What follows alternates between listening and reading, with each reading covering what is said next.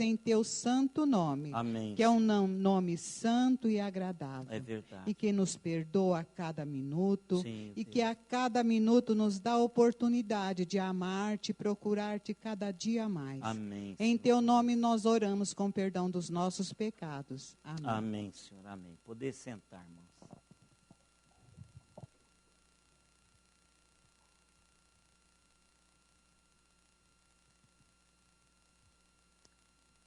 Vamos continuar, irmãos. 1 Coríntios. Nós já caminhamos um pouquinho aqui. Estamos no capítulo 2.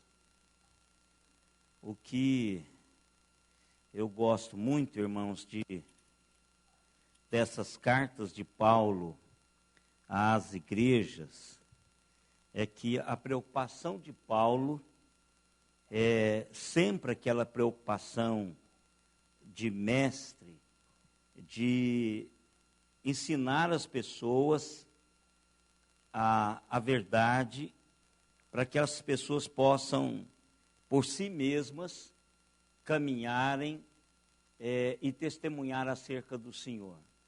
E o apóstolo Paulo, em todas as cartas dirigidas às igrejas, Paulo trabalha assim, um leque muito grande da vida cristã.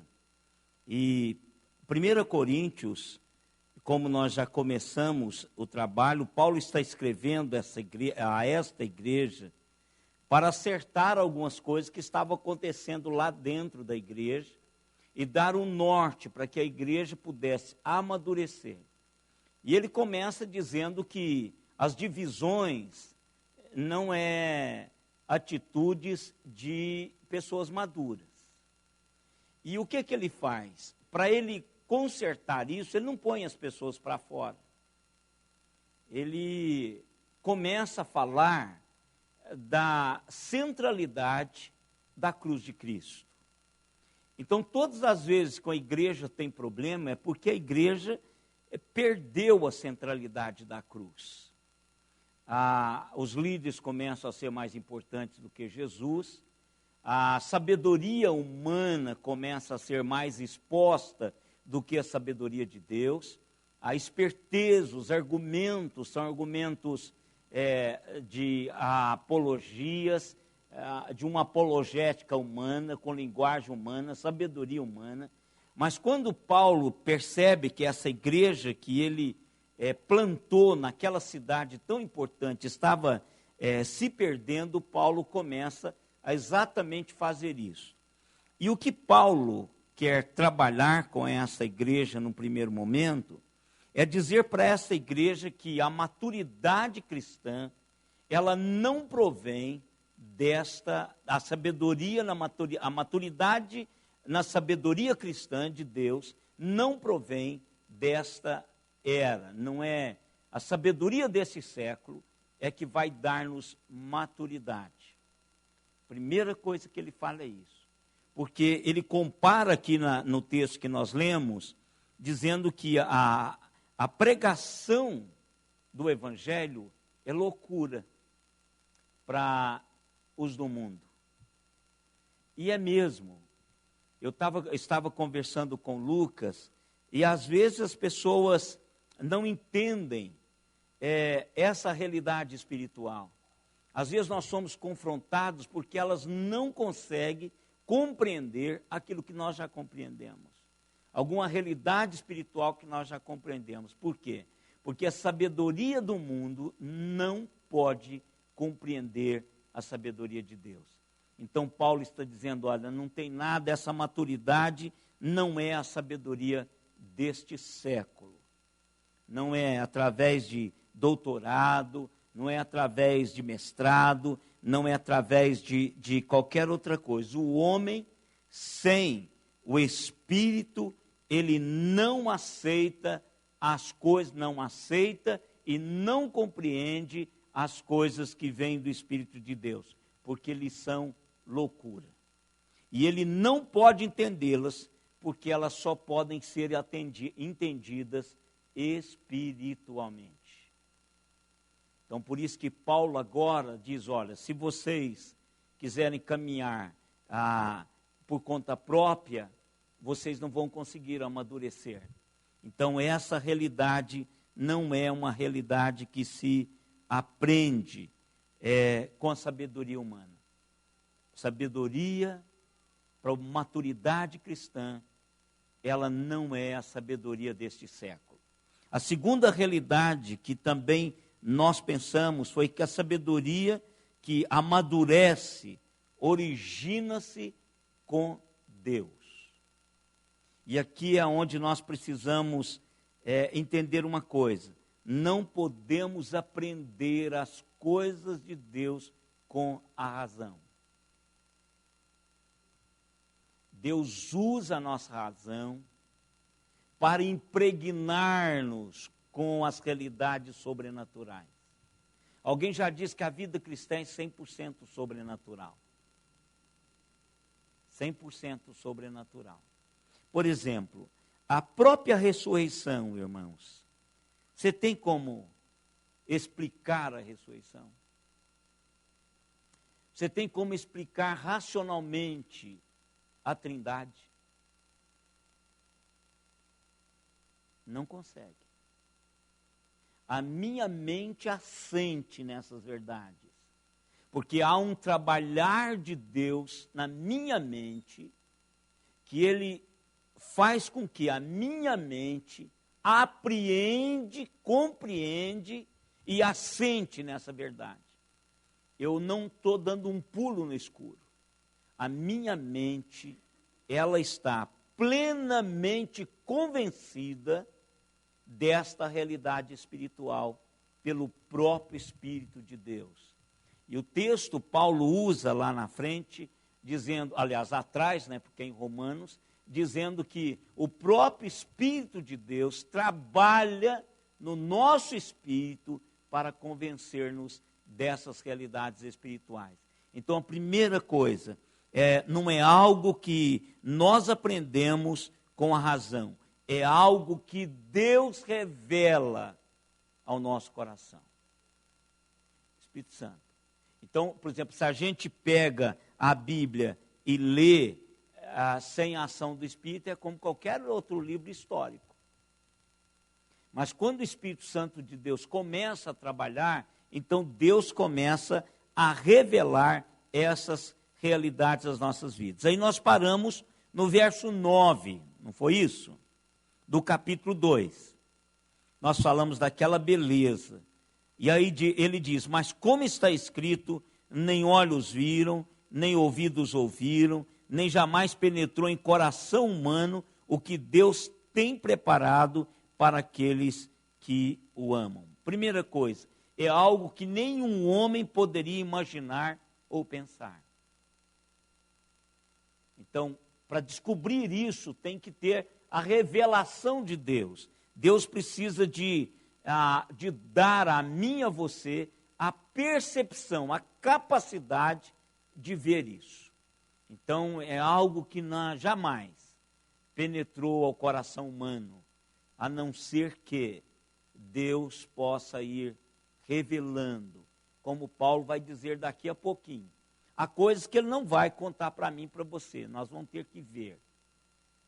Agora, para ver, eu preciso de crer. É o contrário. As pessoas dizem assim, eu creio depois que eu... Essa é de Tomé, não é? É de Tomé. Então, se eu não puser os dedos no buraco dos cravos, eu não vou crer. Hein? Ver para crer. Agora, o que a palavra está dizendo é que você tem que crer para você ver. E Deus trabalha essa realidade na nossa mente. Então, eu vou ver, irmãos. Eu já tenho visto algumas realidades. O Espírito de Deus vai testemunhando no meu e no seu coração. Não é privilégio meu unicamente. É daqueles que seguem o Senhor. Daqueles que amam o Senhor. Daqueles que são amados pelo Senhor. Claro que Deus vai nos dando uma leitura da vida que não é a leitura do mundo. A nossa cosmovisão não é uma cosmovisão mundana. A nossa cosmovisão é é uma cosmovisão espiritual. Por exemplo, tudo que nós olhamos, a gente começa a perceber que Deus está trabalhando. Por exemplo, a pessoa que não tem Deus chove e ela simplesmente foi porque o clima-tempo diz que iria chover. Agora, quando chove, o que a gente faz? Senhor, muito obrigado pela chuva que caiu. O que está afetando a minha cosmovisão da chuva? A minha visão da chuva? É a cosmovisão que eu tenho do todo. Que tudo quanto acontece, Deus está trabalhando. Por exemplo, eu tenho orado pelo Brasil. Eu tenho orado pelos refugiados. Cada um de nós temos uma inclinação de oração, um peso que Deus põe no nosso coração para orarmos por alguma coisa, não é?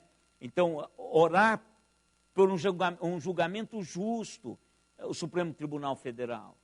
Orar para que Deus abençoe o juiz que está lá no Paraná fazendo toda essa devassa, o Moro, né?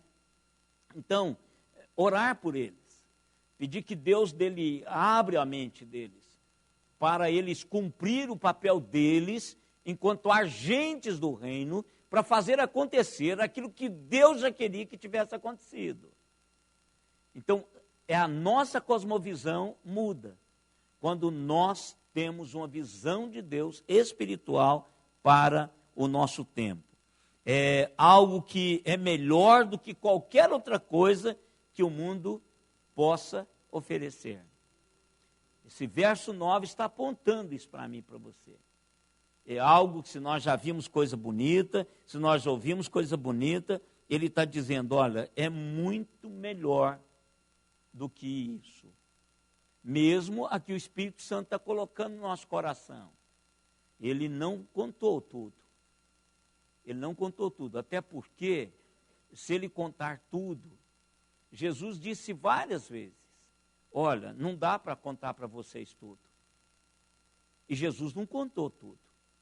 Jesus foi levando os discípulos, contando por parábolas. Foi contando para eles a conta-gota, porque eles não tinham maturidade suficiente para ouvir tudo. E eu e vocês também não temos. Não temos. A gente tem sempre assim, aquela visão, a gente vai envelhecendo e a gente fala, não, eu já sei tudo de Deus. Aí acontece um negócio sobrenatural, aí você diz, isso não é de Deus. Cansei de ver isso já, meu irmão. Pessoas antigas no Evangelho, quando alguma coisa acontece, ela vem perguntar ao pastor o que eu acho disso. Olha, aconteceu isso lá, e o que o senhor acha? Você estava orando por isso? Estava, então, aconteceu o que você estava pedindo. Mas a pessoa não acredita. Agora, vocês imaginam, isso são coisas simples. Vocês imaginam algo muito maior. Nós não suportaremos, irmãos. A gente não suporta. Porque por mais que a gente caminha, nós ainda não chegamos lá. Por exemplo, para a gente ler, o Lucas leu o Lucas, o irmão Marcos, leu George Miller, que nós falamos domingo retrasado. A gente fica com vergonha ler George Miller. Eu fico. Eu fico mesmo. Porque quando você vê aquele homem tão dependente de Deus, construiu o que construiu, fez o que fez, a gente fica com medo de dar um passo em nome de Deus do tamanhozinho de 50 centímetros, a gente fica com vergonha. A gente lê, por exemplo, o irmão André, que está vivo, é contemporâneo nosso, sobre o contrabandista de Deus, entrando em países muçulmanos, em países da cortina de ferro com Bíblia, orando para que Deus pudesse cegar os olhos das pessoas, e Deus fez isso, eu fico com vergonha. Então, o crescimento espiritual que Paulo está dizendo é o seguinte, você precisa de correr atrás dele, e pode correr muito tempo, porque ainda vai ficar coisa que você ainda não vai saber, só lá. Creia para você ver. Creia para você ouvir. Por exemplo, uma das coisas bonitas do nascimento de Jesus, qual que é a coisa mais bonita do nascimento de Jesus, irmãos, depois da fecundação de Jesus, porque para mim é o mais espetacular de tudo. Para mim, a gestação e a fecundação de Jesus é a coisa mais sobrenatural do mundo. Do mundo. Não tem outra. Não tem outra. Por quê? Olha, você pensa assim, a Deus, a Trindade, o Elohim, disse, haja, ouve, faz, acontece, pá. Isso é lindo.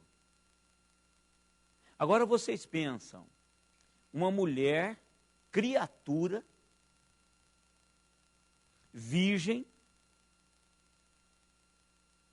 é fecundada pelo Deus Criador e gesta uma realidade humana do Deus Criador. Não há nada mais bonito que isso. Agora, depois houve outra coisa bonita, que eu tenho certeza que nunca entrou no seu ouvido e nem no meu. O que foi algo espetacular? Depois da fecundação. Que você ainda não ouviu e nem eu ouvi, e muitas pessoas ouviram naquela época. Isso.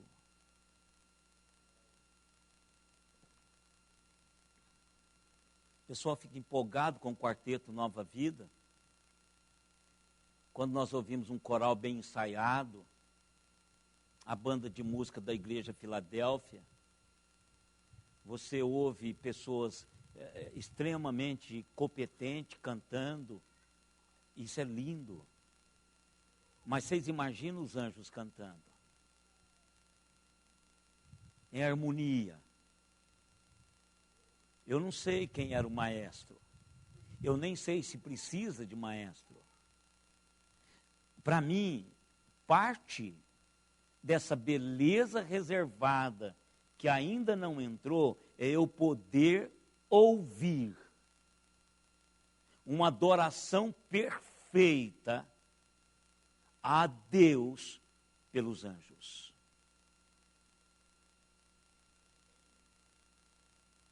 Pensem vocês. Eu até assim, a gente pensava, eu queria ver Jesus, tal, mas eu acho que tudo vai ser profundamente novo e maravilhoso para mim e para você. Eu digo sempre, servir a Deus, ser salvo por Deus é algo fantástico. Eu agradeço isso todos os dias. E ainda eu agradeço muito mais por ser parte, bem pequenininha, do projeto de anunciar essa verdade. Mas ainda me aguarda coisas que eu nem imagino. E quem é que está dizendo isso, irmãos?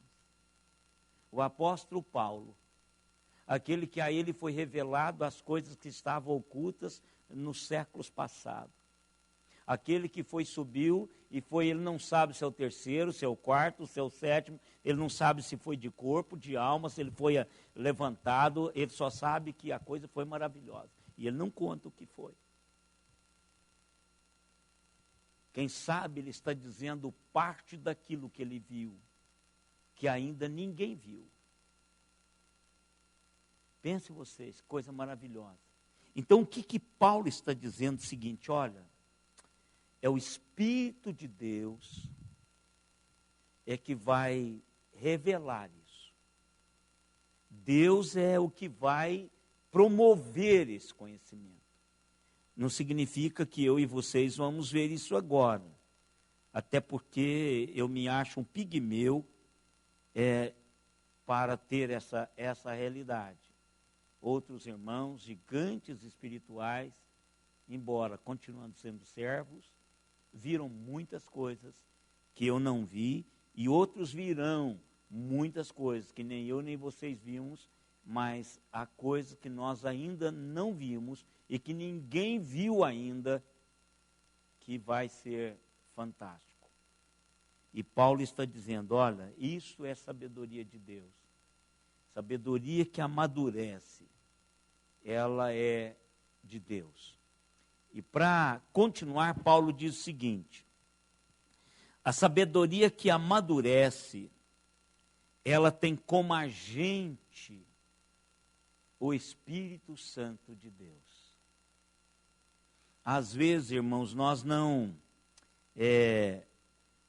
prestamos muita atenção nisso, porque, primeiro, o Espírito Santo de Deus, a gente fica com muito medo, né, de ficar falando muito dele. Até porque diz que o pecado, a blasfêmia que não será perdoada, tem a ver com o Espírito Santo. Então, a gente precisa tomar muito cuidado. E tem gente que toma tanto cuidado que nem o considera. Mas o que Paulo está dizendo no verso 10, irmãos?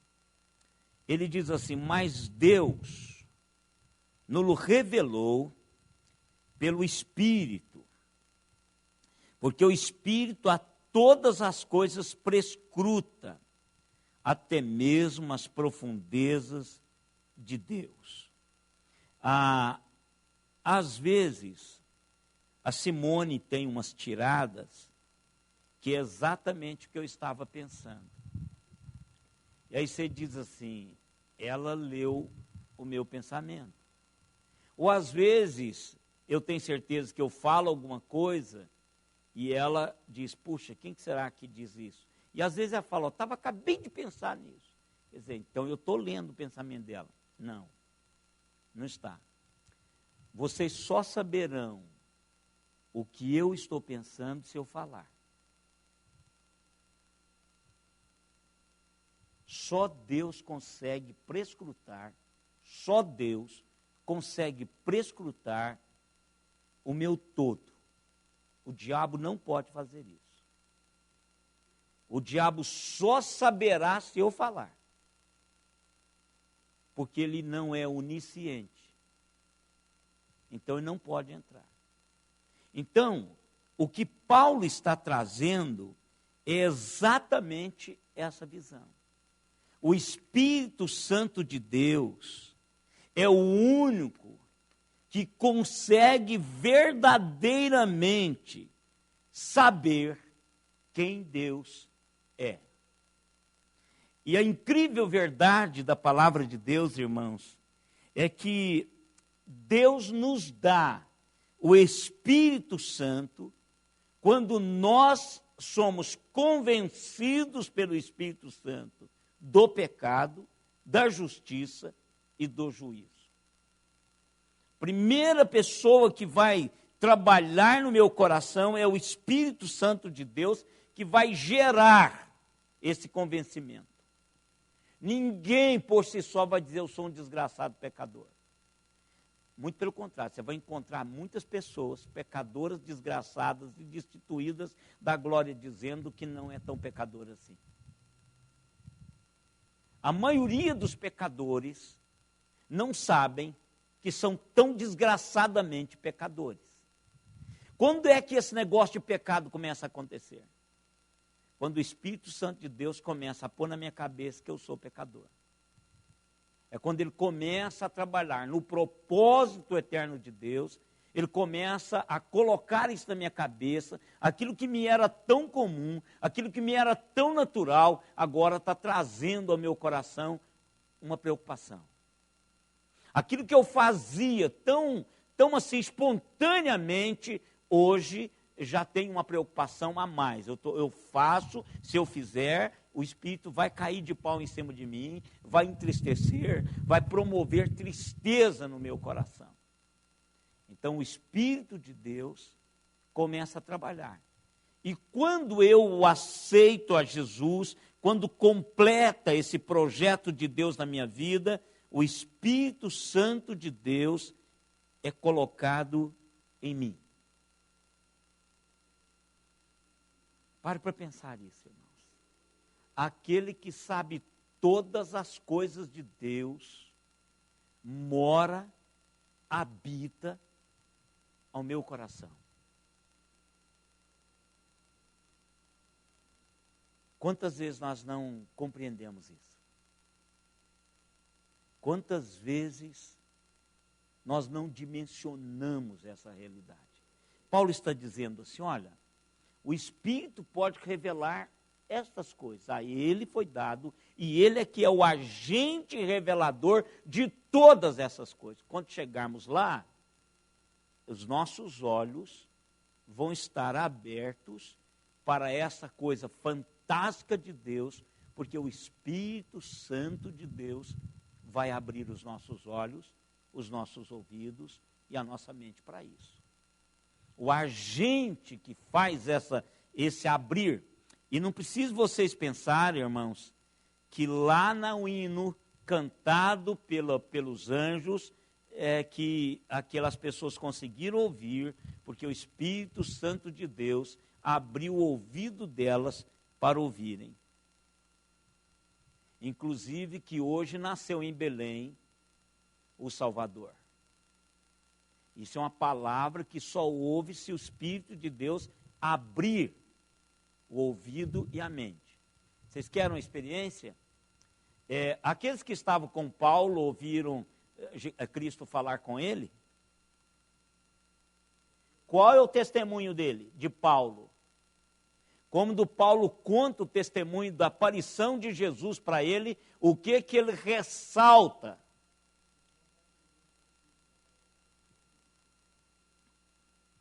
Era como se fosse algo espetacular, mas algo que não dizia nada. Mas para Paulo, foi claro, tão claro, que a palavra foi falada em hebraico. Tão claro, que Paulo ouviu em hebraico. Não foi língua de anjo. Falou com ele numa língua em que a mente dele era capaz de interpretar e saber o que estava sendo dito. Os outros ao redor, não. Então esse é o grande segredo da revelação de Deus. Então o Espírito Santo de Deus desentope os nossos ouvidos, sensibiliza o nosso coração e agiliza a nossa mente para que compreendamos aquilo que Deus está revelando através do Espírito Santo. Hein? Lídia também, você pegou um exemplo fantástico e diz lá que o Espírito fez isso, para que ela pudesse entender, abriu-lhe o entendimento, para que ela pudesse entender a mensagem que estava sendo pregada. Então, irmãos, em vez da gente brigar, aqui vai um negócio que até conversei com o Lucas sobre isso. Aqui vai um princípio de evangelização. Em vez de você ficar tentando provar que a sua igreja é a que tem a melhor teologia, ora pela pessoa, diga, Deus, abre o coração dessa pessoa para entender a mensagem da cruz. O que Paulo está dizendo é exatamente isso, irmãos. Não é a sabedoria humana que vai destrancar a alma da pessoa. É a mensagem da cruz. É a mensagem da cruz. Jesus diz assim, quando eu for levantado, à semelhança da serpente lá no deserto, eu atrairei todos a mim. Ele não diz em momento nenhum que o Ezequiel estaria em 2015, aliás, em 1980, indo para o seminário e vai atrair um punhado de pessoas para ele. Ele não diz isso.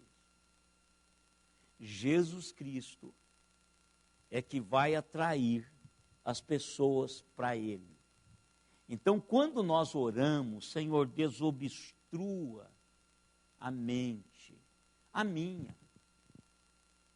O salmista ora pela sua mente. Abra, Senhor, os meus olhos para que eu contemple as maravilhas da tua lei. Isso é minha e sua oração que tem que ser todo o tempo. Não é porque eu vou pregar. Também porque eu vou pregar.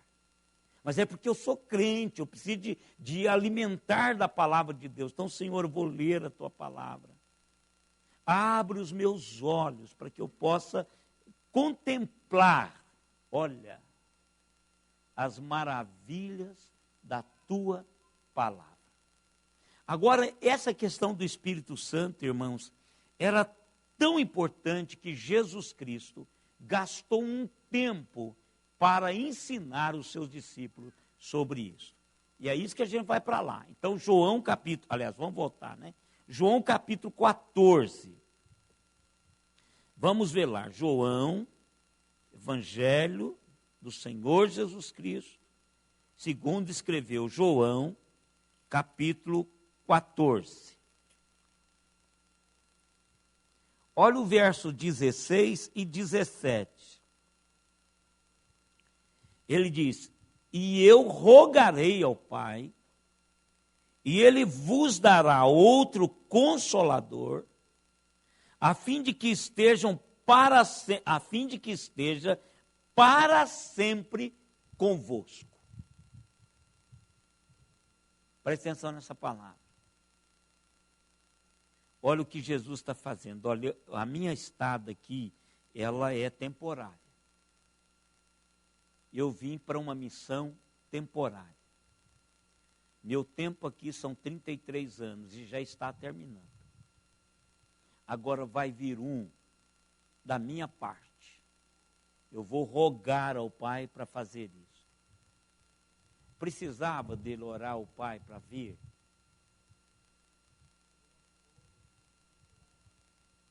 Precisava.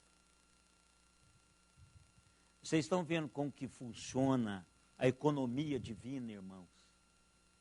Economia é uma expressão teológica, viu, irmãos? A maneira como as coisas funcionam no céu. Jesus, se a gente pensasse assim, Jesus poderia não ter uma vida de oração. Se pensarmos, ele não precisava ter uma vida de oração. Ele era um com o Pai. Agora, quando ele fala assim, eu estou indo embora, eu preciso, e eu vou rogar. Eu vou rogar. E a palavra rogar aqui é aquela assim, eu vou interceder.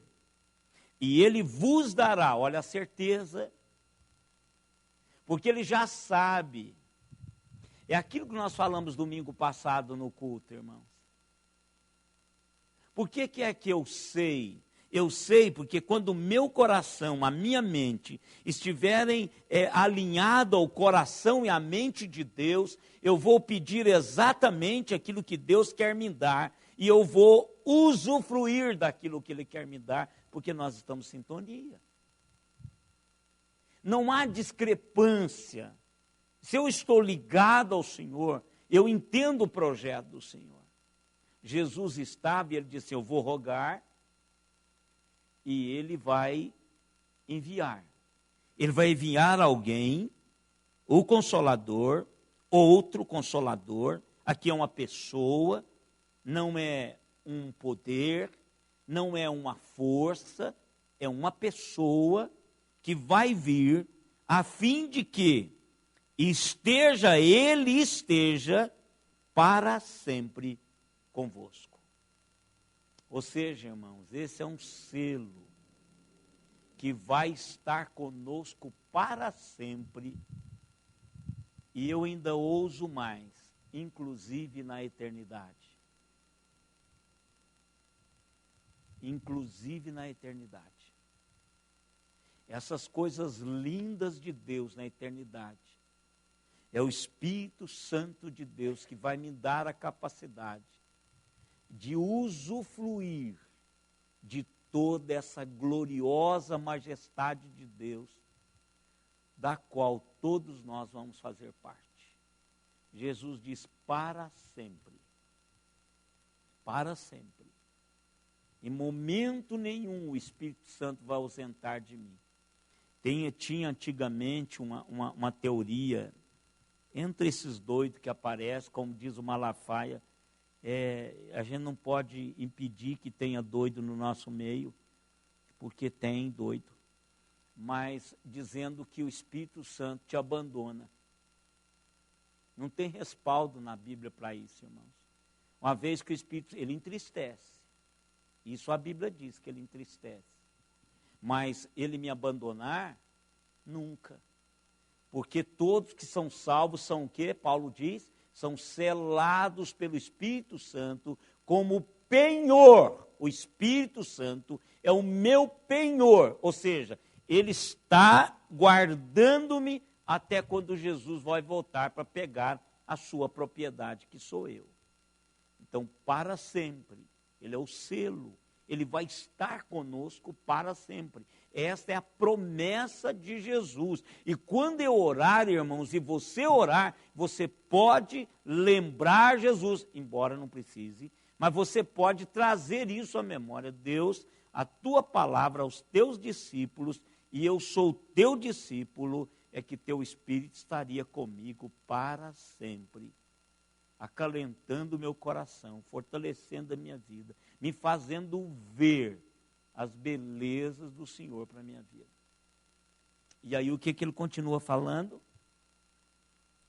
É que o Espírito da verdade não é um espírito da mentira, que o mundo, olha aí, não pode receber.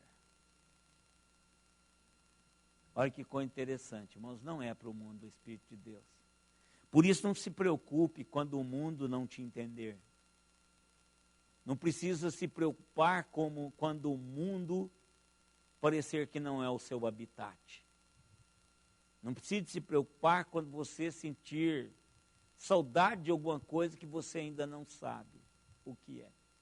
Tem um hino que toda a vida ele foi muito criticado, que é aquele hino que fala, irmã Vanessa vai lembrar, irmão Walter também, passarinhos, como é que é? Belas flores, que saudade, como é que é? Isso. Alguém chega o pau, como é que você pode ter saudade de alguma coisa que você nunca viu? Mas eu tenho saudade de alguma coisa que eu nunca vi, mas eu sinto falta. Eu tenho de Jesus saudade. Esperança em vós. É quando é que vou. Então, essa questão, o inólogo estava certíssimo. Estava certíssimo. Se você pensar com a cabeça espiritual, ele estava certíssimo. Nós fomos criados seres espirituais. A palavra diz que a eternidade ela foi implantada dentro do homem. E nada, Agostinho diz que nada poderá preencher essa necessidade, esse buraco, a não ser algo eterno. Então, embora tenhamos a Jesus Cristo, mas quando a gente olha à nossa volta, quando sentimos o nosso próprio cheiro, o nosso próprio odor, e o odor daqueles que estão à nossa volta, a gente tem saudade de alguma coisa que você não sabe o que é, mas já está plantado no seu coração. Eu já vi muita gente morrer alegre, dizendo, estou indo embora para casa. Como é que pode? Alguém dizendo que está indo embora ainda seja jovem, está indo para casa. Como é que pode?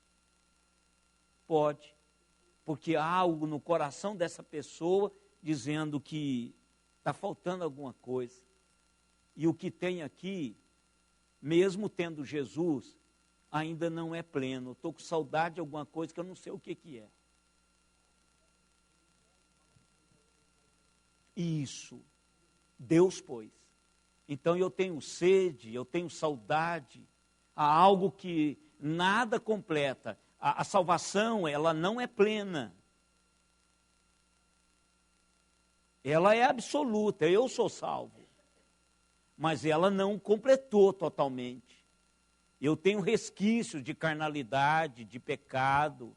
Vivo em meio, como diz o profeta, eu sou um homem de lábios impuros e vivo no meio de um povo de impuros lábios. Então, mas há essa esperança, há essa coisa que vai chegar. Então Jesus, ele vai ensinando aos discípulos, dizendo, ó, o mundo não pode receber esse negócio. Então não se preocupe quando não formos compreendidos, quando formos massacrados. Ele fala, ele vai chegar lá, né? Ele vai trabalhar lá embaixo. Então veja, por quê? Por que é que o mundo não pode receber o Espírito? O que é que o texto está dizendo? Ó? Porque não o vê, nem o conhece. Vós o conheceis, porque ele habita convosco e está em vós. Irmãos, essa é a doutrina neotestamentária do Espírito Santo de Deus. Ampliada. Porque no Antigo Testamento, o Espírito Santo estava com, ou sobre. Jesus agora diz, ele não só está com vocês, mas ele está em vocês. Por isso que ele não ausenta. No Antigo Testamento, ausentava-se. Jesus Cristo, quando veio, ele não só trouxe a salvação, ele não só morreu por mim e por você, ele trouxe também do céu a garantia de que eu seria salvo. Por isso a garantia de se ser salvo não está em mim.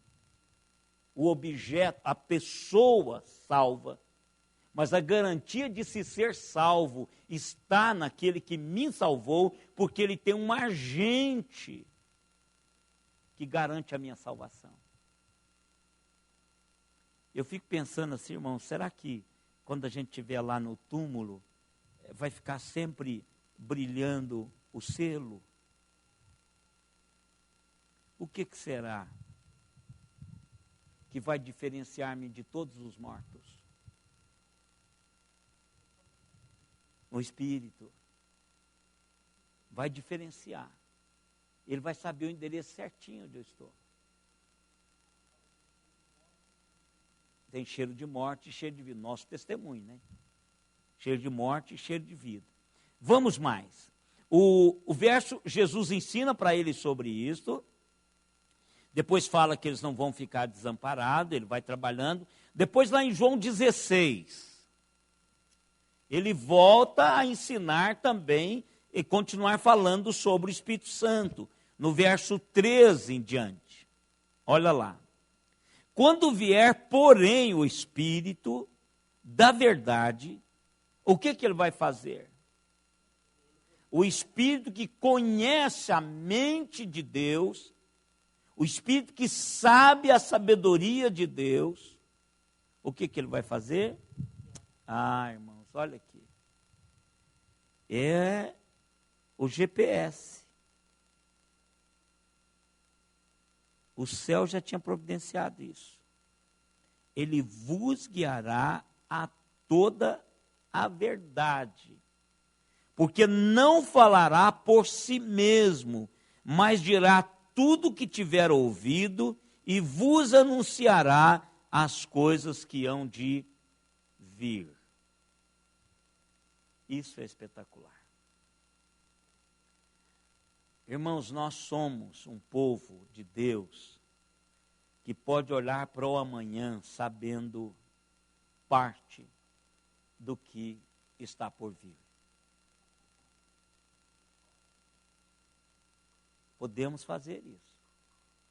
Por exemplo, a própria salvação minha e sua. Essa coisa de glória, de majestade, essa coisa maravilhosa de Deus. Isso é o Espírito que testifica. O meu Espírito, ele vai me falar a verdade e ele vai colocar no nosso coração essa realidade do que tem por vir. Ele vai dar essa perspectiva. Ele vai trabalhar o meu coração para isso. Ele vai construir, Ele vai guiar os meus passos para essas realidades. É o Espírito Santo de Deus é que faz isso. Olha a continuação. Ele me glorificará, porque há de receber do que é meu e vos há de anunciar. Função do Espírito Santo de Deus é glorificar a Jesus Cristo. Por isso que homens e mulheres cheios do Espírito Santo não puxam a glória de Cristo para si mesmo. Ele vai glorificar a Jesus. Camarada que fala que é usado pelo Espírito Santo e o holofote está sobre ele, tem alguma coisa errada. Ou ele está mentindo, ou há um espírito de enganação sobre ele, porque o Espírito Santo usa pessoas para glorificar a Jesus Cristo, porque esse é o papel do Espírito Santo, glorificar a Jesus Cristo. Tudo quanto o Espírito fizer, ele vai fazer para glorificar a Jesus Cristo. Vai glorificar a Jesus, e é Jesus que está dizendo isso. Olha o verso 15. Tudo quanto o Pai tem é meu, por isso é que vos diz que há de receber do que é meu e vos há de anunciar. Então ele está falando do Espírito do Pai. O Espírito conhece todo o coração do Pai, toda a mente do Pai. O Espírito habita em nós. Logo nós temos o quê? Nós precisamos ter a mente de Cristo. Agora eu fico com vergonha, eu tenho certeza que você está também, não precisa falar. Mas eu sei que você está com vergonha também. Porque a nossa mente, às vezes, não é a mente de Cristo. Às vezes, parece que a gente nega tudo quanto a gente está morando, o habitante da nossa vida. Por exemplo, você já ouviu alguém falar assim, eu gosto muito de limpeza, tal. Você chega na casa da pessoa, está cheio de teia de aranha. Tem alguma coisa errada. Ou a pessoa não sabe o que é limpeza, ou ela está falando da boca para fora que gosta de limpeza. O Espírito Santo de Deus habita a mim e a você para exercer aquilo que Deus quer para a minha vida e para que ao momento em que nós vivamos isto, a gente glorifica o nome de Deus através das nossas vidas. Uma coisa que eu tenho, que eu gosto, irmãos, com relação ao Espírito Santo, é que Paulo até diz assim, quem não tem o Espírito não é crente. Não é? Romanos capítulo 8, verso 9. Quer ler lá? Leia lá. Pode pegar e ler. Esse é igual aquele texto de João, quando João diz assim, aliás, quando Jesus disse lá, dizendo assim, que o Pai só ouve a oração dos seus filhos, de ninguém mais. Romanos 8, 9. Hein? Então pronto. É claro que não é mesmo, além dele ser o selo, o penhor. Então, irmãos, o Espírito de Deus, estando em nós, algumas realidades precisam de acontecer nas nossas vidas. E aí, isso é material para outro estudo. Porque eu quero mostrar o trabalho do Espírito Santo, e é o que Paulo enumera lá em 1 Coríntios capítulo 2, é que o Espírito Santo de Deus, com respeito à sabedoria espiritual, é resumido em 3 palavras. Quais são, irmãos? Vocês lembram? O exercício do Espírito Santo de Deus com relação à maturidade espiritual. Não, aí é a salvação. né? Aí é a salvação. Depois a gente pode ler o texto e dar uma trabalhadinha ali, porque esse convencer do pecado, da justiça e do juízo é uma linguagem que Paulo usa e que vai, aliás, Paulo não, que a Jesus usa e que João usa, é para trabalhar o processo do que está acontecendo em Cristo. Depois a gente pode até dar uma paradinha lá, porque é legal fazer isso. Mas vamos pensar nas 3 palavras primeiro, da ação do Espírito de Deus para o amadurecimento espiritual das pessoas. O que o Espírito de Deus faz com relação à sabedoria de Deus? Ele sabe, Jesus disse lá, ele sabe tudo de Deus. Então, para eu saber de Deus, o que o Espírito Santo precisa fazer comigo? Precisa revelar isso. Primeira coisa. Precisa revelar. Essa é uma função do Espírito. Qual que é a outra função do Espírito? Desculpe, irmãos. Qual que é a outra função do Espírito? Quando Jesus estava falando para os discípulos, o Novo Testamento não era escrito. Não estava escrito ainda. O Novo Testamento, ele foi escrito após essas palavras, inclusive essas palavras foram escritas por alguém que andou com Cristo. Então, qual que é a outra função do Espírito? Ele sabe as coisas do Espírito, então de Deus, então o Espírito revela isso. E qual a outra? Importantíssimo. Inspirou as Sagradas Escrituras. Inspiração. Isso é do Espírito. Então, revelação, inspiração e qual a outra? Não, a sabedoria. É sobre a sabedoria, a maturidade cristã. Então, primeiro, ele revela, né, ele traz as claras, ele inspirou as Sagradas Escrituras, e ele faz o quê? Só falou o quê? Não. Iluminação. São os 3 pilares da maturidade da sabedoria espiritual, maturidade espiritual. Então, por exemplo, é esdrúxulo isso aqui. Eu até pensei que nem iria contar isso, porque é muito desgraçadamente pequeno para falar isso. Mas é um fato que quase... Quantos aqui assistiram ao filme O Mágico de Oz? Eu achei que era mais gente. Assistiu? Eu achei que era mais. Mas lá tem um fato interessante. A Dorothy, né?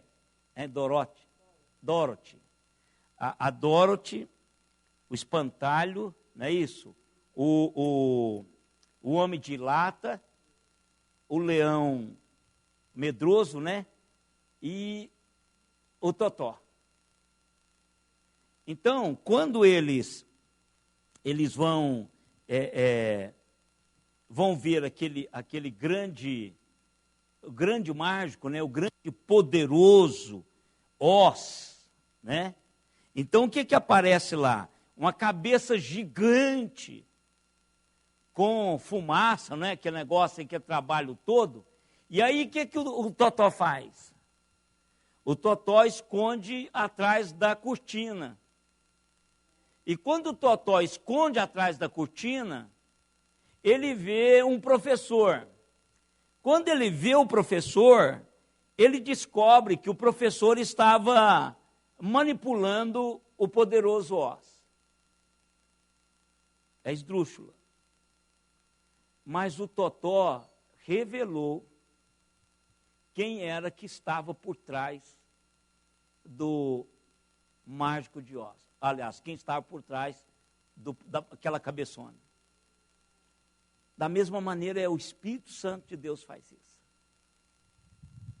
E essa é a revelação. Então o Espírito sabe, e ele descobriu isso, o Espírito é que sabe dessa realidade. Então o que ele faz? O Espírito Santo de Deus, ele revela. Claro que Deus é majestoso, que Deus não é um engano, que Deus é uma verdade, que Deus é poderoso, grandioso, Senhor do universo. Não é uma manipulação que o Espírito está fazendo, mas praticamente é descortina. O Espírito Santo de Deus descortina as coisas de Deus para que eu e você possamos conhecê-lo. Saber o que é que está por trás dessa maravilhosa criação. Quem é que está por trás da minha vida? Quem é que está por trás da minha salvação? Quem é que está por trás da minha história? Então o Espírito Santo de Deus faz isso. Isto. É que era acessível. Mas é isso mesmo. Por quê? Porque o que o Espírito Santo de Deus faz, exatamente mostra para mim e para você, que é o contrário lá, porque lá era... Mas a figura é o seguinte, é que o Espírito Santo de Deus mostra para mim e para você que o Deus transcendente é também o Deus imanente em Cristo Jesus. Entendeu? Quer dizer, é aquela pessoa que no Antigo Testamento, quem ia cultuar, ia oferecer o sacrifício, entrava com corda amarrada no pé, com sininho na roupa, para ele saber se ele morreu ou se não morreu.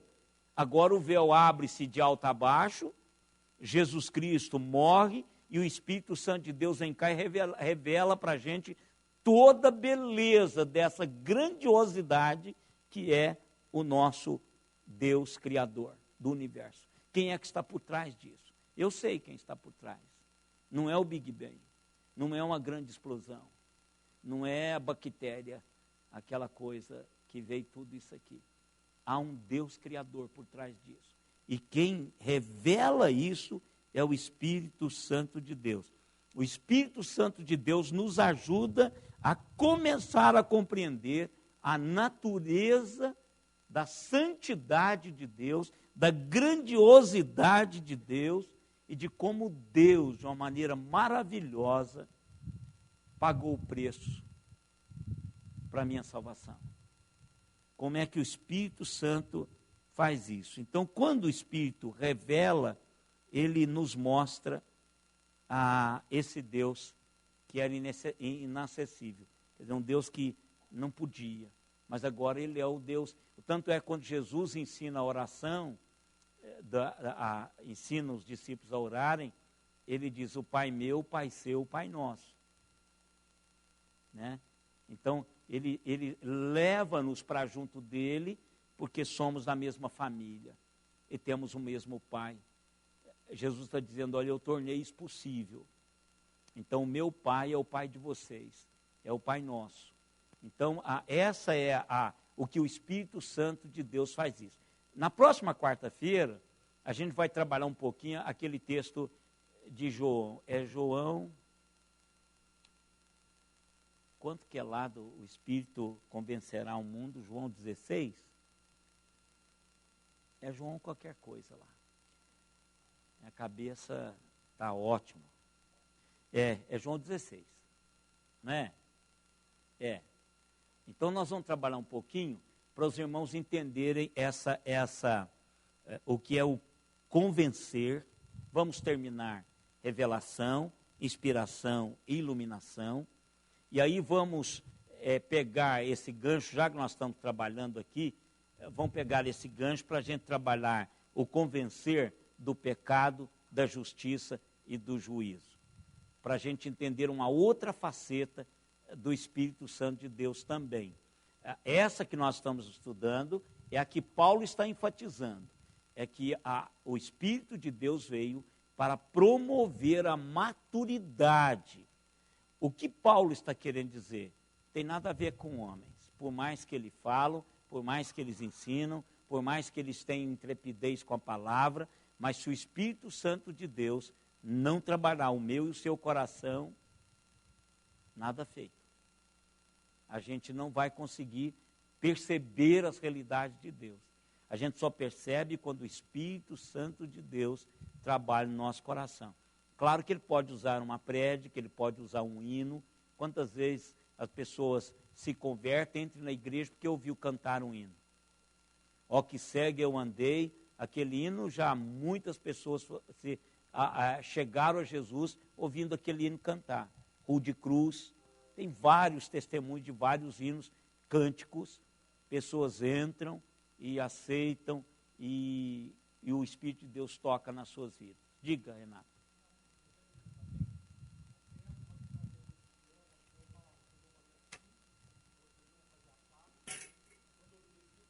Isso, porque o Espírito de Deus estava envolvido nisso, não é? São coisas assim que as teofanias, que as aparições de Deus em forma humana, apresentam essa manifestação dessa realidade de Deus dirigindo o povo. Né? Josué mesmo lá, Jericó é nítido a ação de Deus. Então, isso aqui, irmãos, é para fortalecer a minha e a sua vida, para a nossa caminhada. Às vezes a gente fica tão massacrado e até pensando em desistir de algumas coisas e sentindo tão deprimente por outras e fragilizados. Mas você tem que entender que você é filho de Deus e que há um poder de Deus habitando em você. Pode, diante de Deus, orar pedindo isso. Isso é uma promessa da palavra. Senhor, eu quero sentir a realidade do Teu Espírito na minha vida. Eu quero abrir a Tua palavra, eu quero aprender do Senhor, eu quero parecer com o Senhor, eu quero que a minha mente seja a mente do Senhor. Pensou sobre isso, irmão? É algo fantástico, né?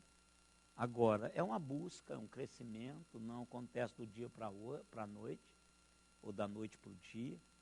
Isso é uma caminhada. E nós vamos de fé em fé, de força em força, um dia após o outro, cada um apresentando-se a Deus em Sião.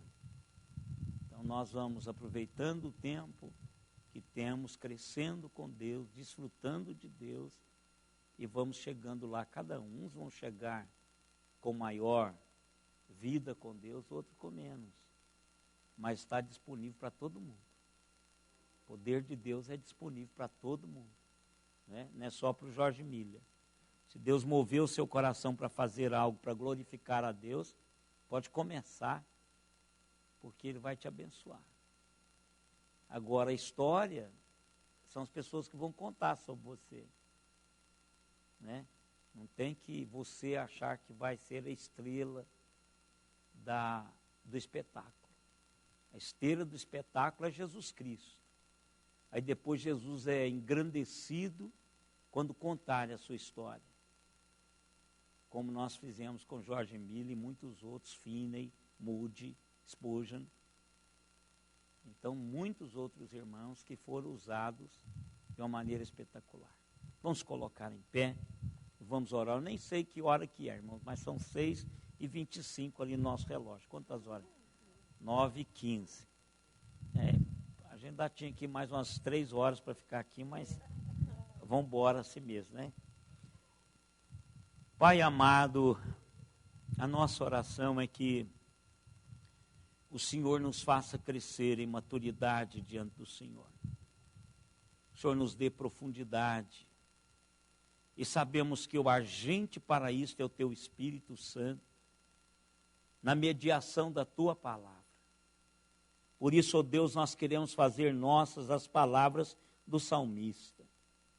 Abra, Senhor, os nossos olhos para contemplarmos a Tua beleza através da Tua revelação à palavra. Ajude-nos, Senhor, a entendermos através do Teu Espírito Santo.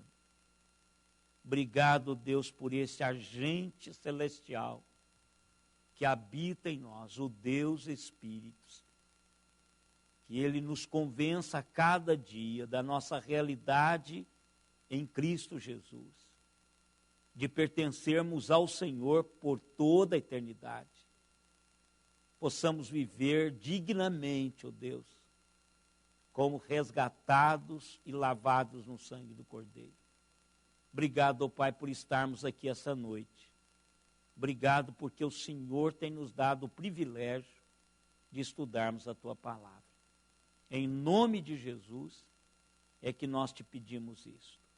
E agora, irmãos, que a graça do Senhor Jesus Cristo, o amor de Deus, o nosso eterno Pai, a comunhão, as consolações e o poder do Espírito Santo estejam em nós e sobre nós até aquele dia, quando com Ele nós nos encontraremos. Amém, Senhor. Amém. Deus abençoe ricamente. Dê um abraço aí nos nossos irmãos. Oi, filho.